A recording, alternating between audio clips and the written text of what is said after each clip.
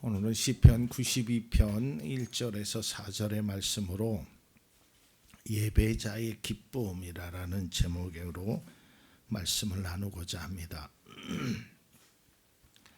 우리가 세상을 살아가면서 어떤 일을 행할 때 어떤 마음으로 하느냐가 참 중요합니다.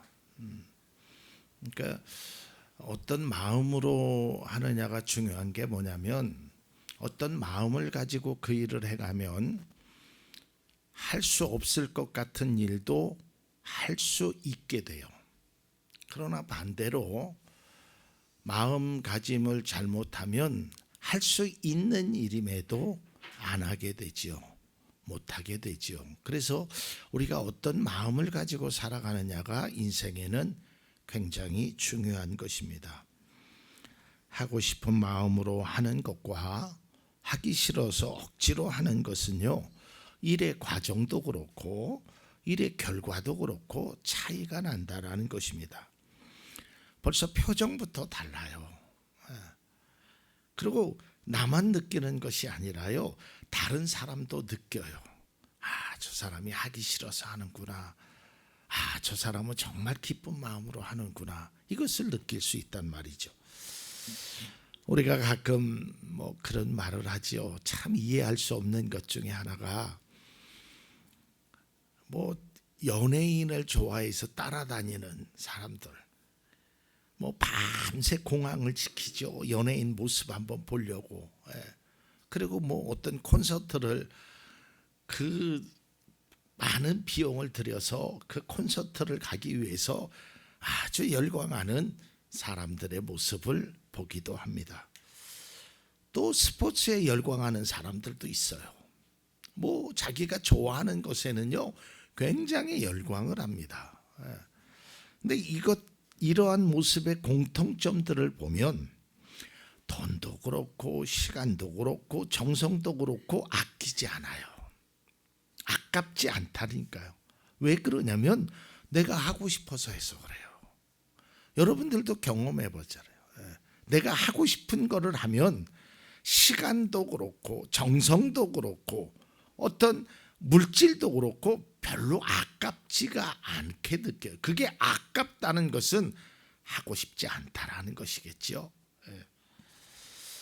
기쁜 마음으로 하면 힘든 일도 즐겁게 됩니다.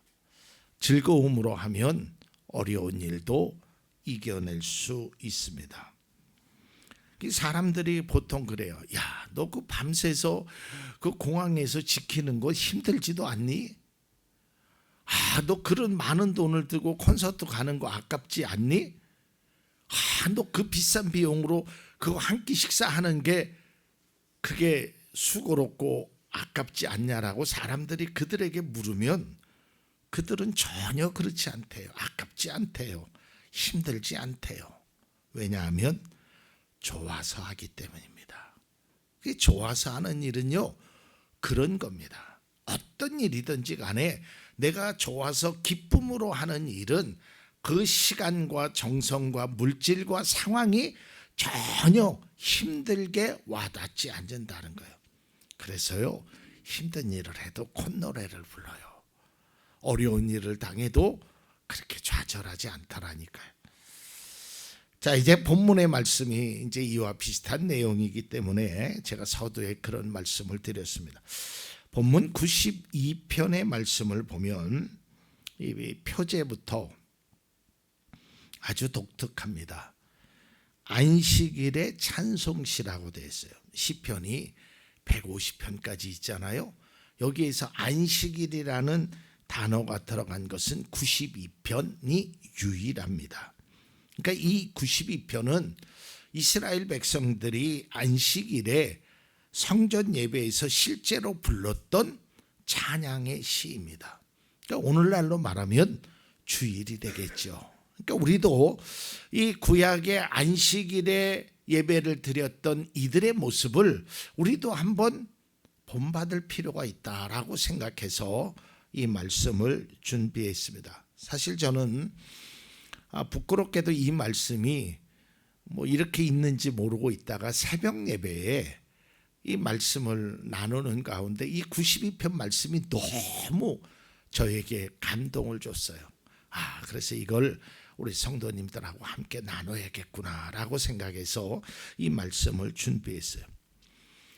보통 이제 시편에 감사 찬송이 많이 있습니다. 또 찬양하는 내용들이 많이 있어요. 이제 그런 내용들을 보면 찬양하십시오, 감사하십시오, 여호와를 찬양하라, 여호와께 감사해라라고 어떤 명령조로 사람들에게 권면하는 쪽으로 얘기를 해요. 그런데 오늘 이 시편 92편은 그런 명령이라기보다 자기 자신에 대한 고백, 또한 자기 자신에 대한 선언을 하는 건데요. 무슨 선언을 하냐면 하나님을 예배하는 것, 그게 너무 좋다라는 거예요. 그러니까 우리나라 말과 이 히브리 말에는 이 어순의 차이가 좀 있습니다. 한국말과 영어에도 어순의 차이가 있잖아요.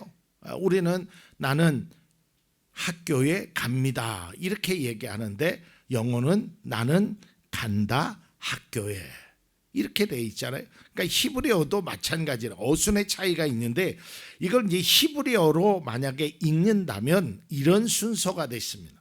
어떤 순서가 되냐면 좋습니다. 가장 높으신 하나님 주님께 감사를 드리며 주님의 이름을 노래하는 것이 좋습니다라는 표현이 제일 먼저 나와요.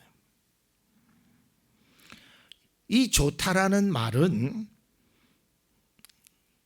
창세기 1장에 있는 하나님이 천지를 창조하셨을 때 보시기에 참 좋았다는 그 단어하고 같은 단어입니다.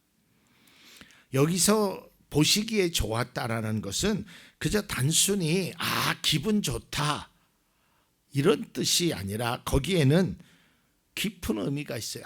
진짜 아름답다.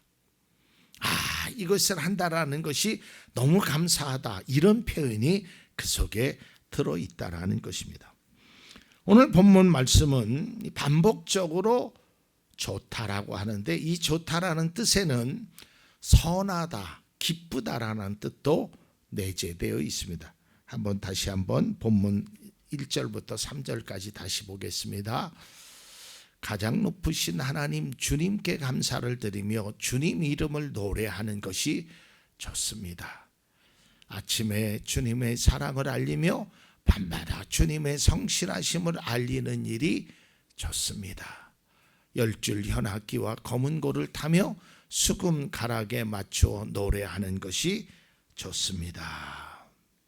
3번을 연속해서 좋습니다. 좋습니다. 얼마나 좋으면 그럴까요?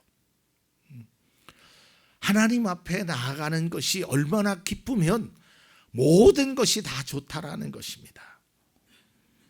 1절을 보면 하나님께 감사 기도 드리며 주님의 이름을 노래하는 것이 얼마나 좋은지를 말하고 있어요. 이것이 우리의 고백이 되어야 됩니다. 우리의 삶의 실천이 되어야 합니다. 하나님께 예배드리는 것이 하나님의 자녀로 살아간다라는 것이 얼마나 좋은 일이고 얼마나 귀한 일인가를 우리 스스로가 느낄 수 있어야 된다라는 거예요. 그래야 우리의 삶의 변화가 일어나게 된다는 거예요. 제가 거듭 말씀드리지만요, 여러분 자녀가요, 나는 엄마 아빠가 너무 좋습니다. 나는 세상에서 엄마 아빠가 제일 귀합니다. 라고 고백하고 생각하는 자녀는 부모에게 잘할 수밖에 없죠. 왜? 좋으니까. 마찬가지예요. 우리가 하나님 너무 좋습니다.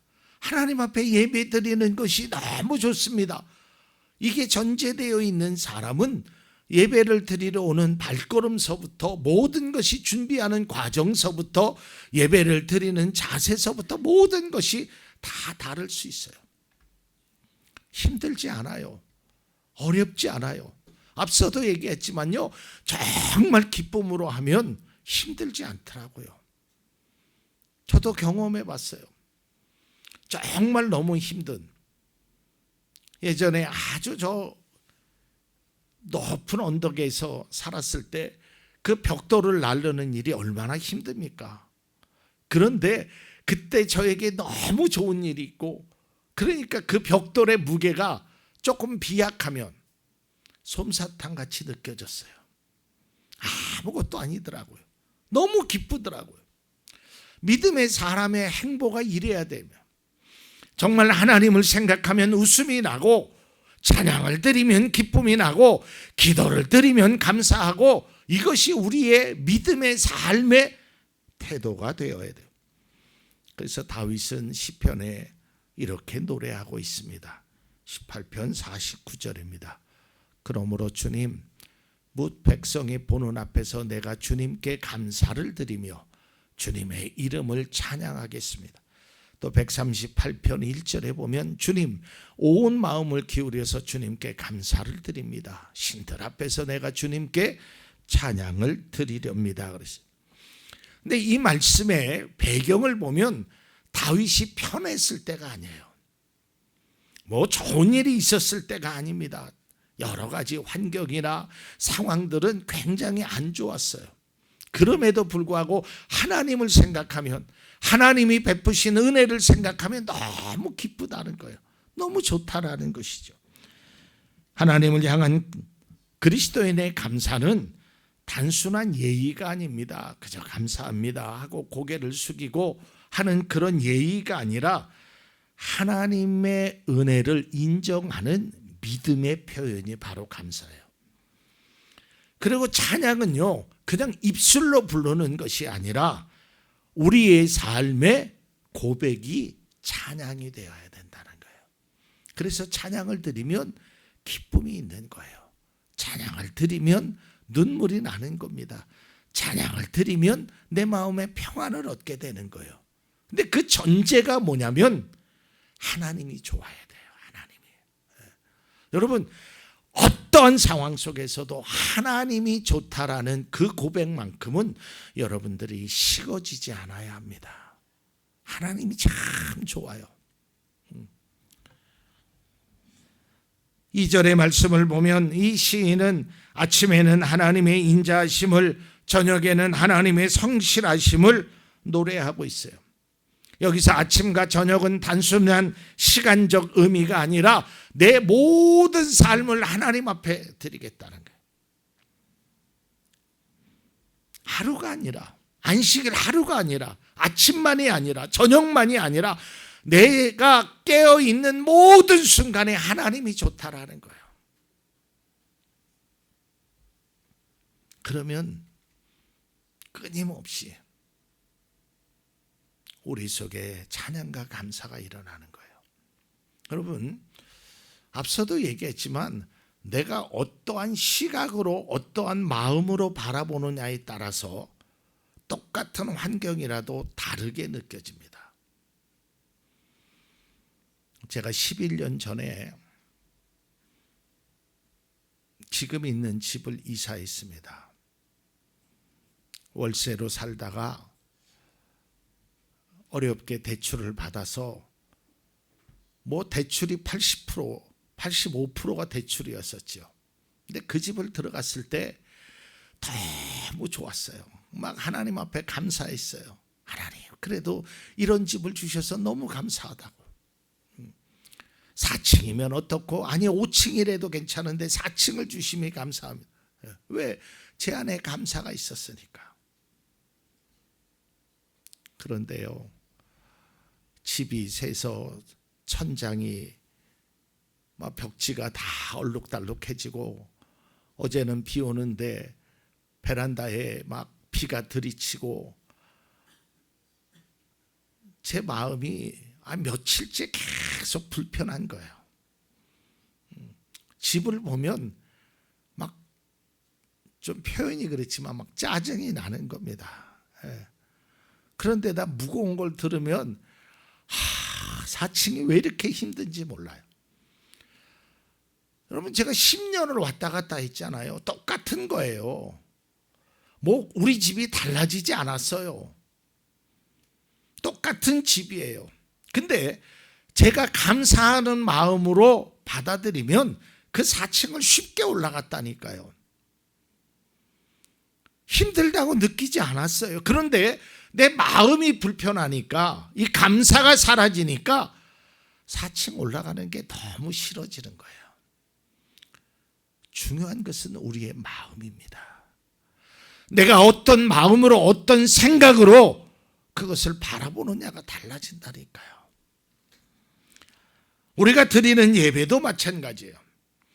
하나님 앞에 드리는 예배가 정말 하나님이 좋아서 하나님께 감사해서 예배를 드리면 시간과 장소는 문제가 되지 않아요. 우리 지하실에서 예배 드려봤잖아요.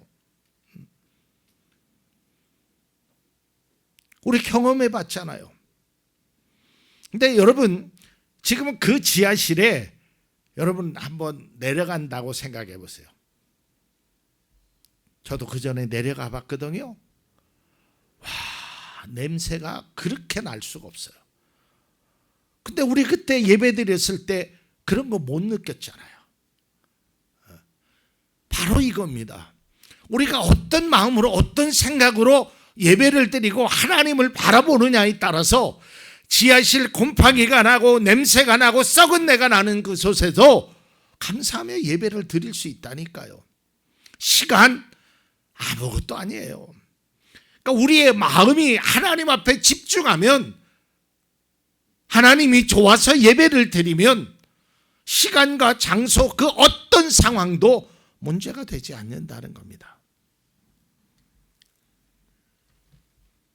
그래서 오늘 시인은 좋아요. 하나님 좋아요. 그러니까 모든 상황이 어려워도 이 좋은 것으로 다 해결되는 거예요. 다. 우리가 드리는 예배도 특정한 장소에서 정해진 시간에 드리는 것만이 예배가 아닙니다.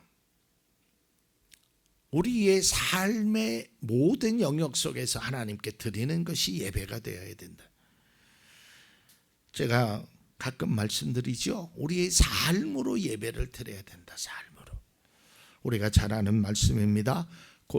로마서 12장 1절입니다. 형제자매 여러분, 그러므로 나는 하나님의 자비하심을 힘입어 여러분에게 권합니다. 여러분의 몸을 하나님께서 기뻐하실 거룩한 산제물로 드리십시오. 이것이 여러분이 드릴 합당한 예배입니다. 여러분의 몸을. 근데 여기에서 몸은 생명을 의미하는 거잖아요. 그러니까 우리가 생명을 다해서 하나님을, 진짜 하나님이 좋아해야 돼요. 3절의 말씀에도 악기를 연주하고 맞추어 노래합니다. 여러분, 앞서도 얘기했지만 저도 공항에서 그 아이들의 모습을 진짜로 봤어요. 막 환상을 지나고 막 연예인 누군가 저는 알지도 못하는 사람이 나오는데 막 환성을 지르고 기뻐서 막 카메라를 들이대고, 와, 그들의 모습을 보니까 저거는 누가 뭐 돈 주고 하라 그래서 할 수 있는 일이 아니더라고요. 좀 표현이 과했지만 제정신이 아니구나라는 생각을 들 정도였어요. 우리의 예배가 이래야 되지 않겠어요? 하나님을 향한 예배가. 그러니까 세상의 사람들이, 믿지 않는 사람들이 우리의 모습을 바라보면서, 야, 너는 정말 예수에 미쳤구나. 뭐가 그렇게 좋은데, 뭐가 그렇게 기쁜데, 뭐가 그렇게 감사한데, 아무것도 없으면서 지금 상황은 어렵고 힘들고 짜증을 내도 누가 뭐라고 하지 않을 그런 상황인데도 어떻게 찬양이 나와, 어떻게 기도가 나와, 어떻게 감사할 수 있어? 사람들이 의아할 정도의 모습이 바로 우리들의 모습이 되어야 된다는 것입니다. 그래서요, 오늘 4절은 이 시인의 모습에 아주 절정 이루는 모습을 말합니다. 4절 말씀 봅니다. 주님께서 하신 일을 생각하면 기쁩니다. 선수 이루신 업적을 기억하면서 환성을 올립니다. 바로 이거예요. 그냥 막 하나님이 좋아서 어쩔 줄을 모르는 거예요. 어쩔 줄을. 저도 이 말씀을 준비하면서 또 새벽 예배 때도 이 말씀을 묵상하면서 우리의 예배가 정말 하나님이 좋아서 드리는 예배가 얼마나 될까? 우리의 삶에 정말 나는 하나님이 좋습니다. 정말 하나님이 좋습니다. 이러한 모습이 우리 속에 얼마나 있느냐라는 것이에요. 그래서 저는 본문을 통해서 우리에게 주시는 교훈이 있는데요. 우리가 드리는 예배에 이건 정해진 시간에 드리는 예배뿐만 아니라 우리의 삶 속에서 드려지는 하나님 앞의 예배입니다. 하루를 시작하면서 기도하는 분도 계실 거고요. 또 하루에 잠자리에서 하나님께 기도하는 분도 계실 거고요. 운전을 하면서 어떤 상황 속에서 하나님과 교제하는 그 순간에 과연 우리는 하나님께 얼마나 감사하고 있는가? 얼마나 기쁨으로 하나님을 바라보고 있느냐라는 것입니다. 앞서 말씀드렸듯이 우리가 어떤 행위를 할 때요, 기뻐서 좋아서 하는 것과 그렇지 않은 것은요, 단순한 표현의 차이만 나타나는 것이 아닙니다. 이것은 삶의 방식의 중요한 인식이 우리 속에 자리 잡고 있다는 것이죠. 우리는 그동안 수없이 많은 예배를 드렸습니다. 인생의 마지막 순간까지 하나님께 예배를 드릴 것입니다. 하나님을 예배하는 우리 모두에게 필요한 것은 바로 예배의 기쁨입니다. 이것이 회복되지 않으면 우리는 가다가 또 쓰러지고 또 지치고 또 넘어지고 계속해서 우리에게요 항상 좋은 일만 있지 않습니다. 여러분 앞서도 얘기했지만 나는 엄마가 좋아, 나는 아빠가 좋아. 그런데 엄마 아빠가 나를 혼낼 때도 있죠. 그럴 때도 있잖아요. 그렇다고 내가 엄마 아빠가 좋지 않다고 하는 것은 자녀로서 올바른 모습이 아니죠. 하나님과의 마찬가지예요. 내가 하나님 좋아요, 하나님 좋아요 그러는데 하나님이 때로는 나의 모든 것을 다 주시지 않지요. 내가 원할 때 기도해도 무응답되고 찬송을 드려도 기쁨이 되지 않고 그런 순간들이 찾아옵니다. 그러나 표정은 변할 수 있어요. 웃음은 사라질 수 있어요. 그러나 여러분 중심은 흔들리면 안 됩니다. 하나님을 향한 마음, 그래도 하나님의 일을 생각하면서 우리가 4절 말씀을 다시 한번 자막을 좀 보아주세요. 4절 말씀, 주님께서, 저는 여기에다가 가로에다가 제가 글을 넣어봤어요. 주님께서 나에게 하신 일을 생각하면 기쁩니다. 선수 이루신 업적을 기억하면서 환성을 올립니다.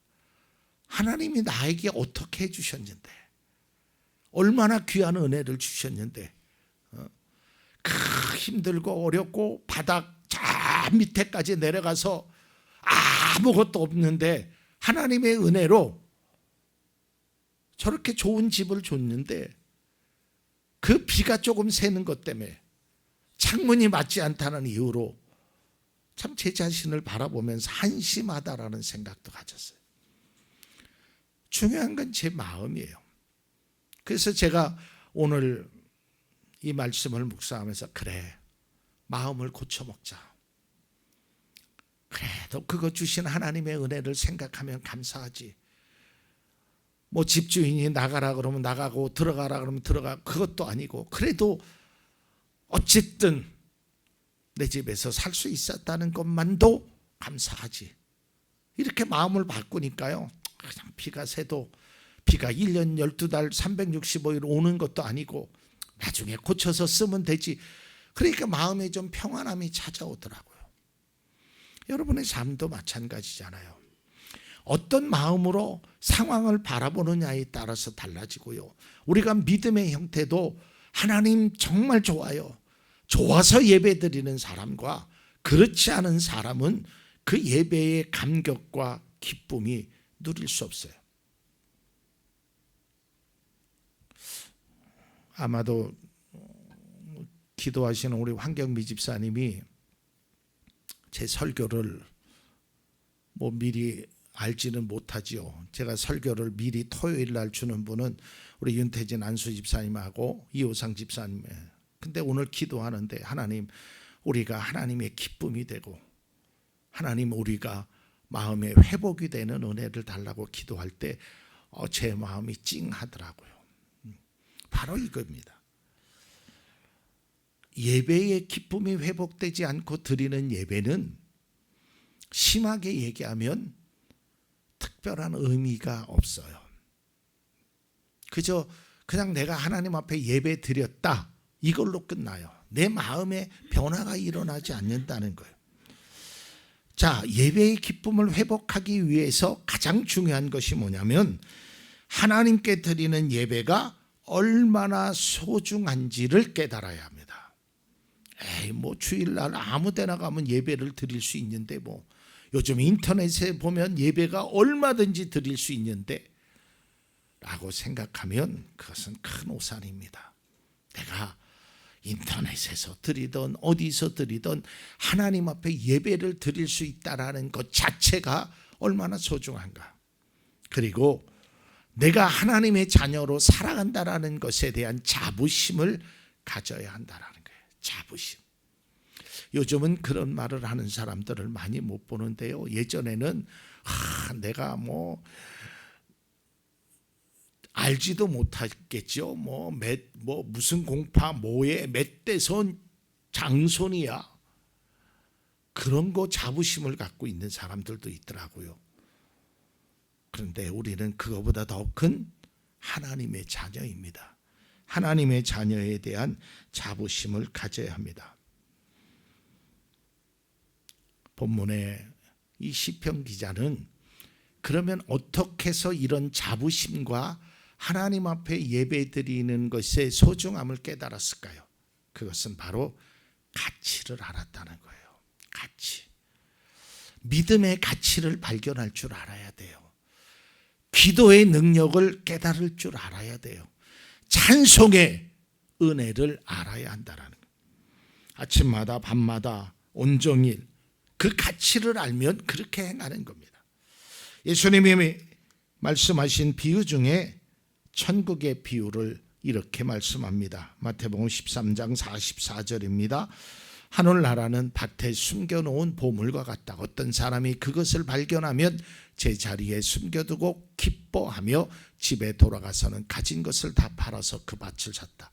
가치를 아는 자는요, 기뻐요. 그리스도인들이 우리가 예배의 가치를 안다면 좋아서 기뻐서 예배 드리는 거예요.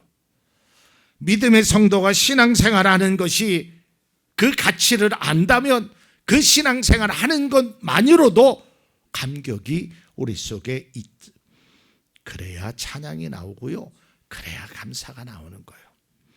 하나님의 자녀로 살아간다는 것이 얼마나 소중하고 귀하다는 것을 깨달아야 합니다. 중요한 것은 내 마음입니다. 내 마음이 어떻게 바라보느냐가 중요한 것이지 그것이 어떤 것이냐는 그렇게 중요하지 않습니다. 내가 내 마음에 감사와 기쁨으로 받아들이면 다 소중하고 가치 있게 느껴집니다. 저는 우리가 예배드리면서 우리가 신앙생활하면서 다 같이 이런 고백이 있었으면 좋겠습니다. 나는 하나님이 좋아요. 좋아서 예배드립니다. 이러한 고백이 우리의 고백이 되기를 소망합니다.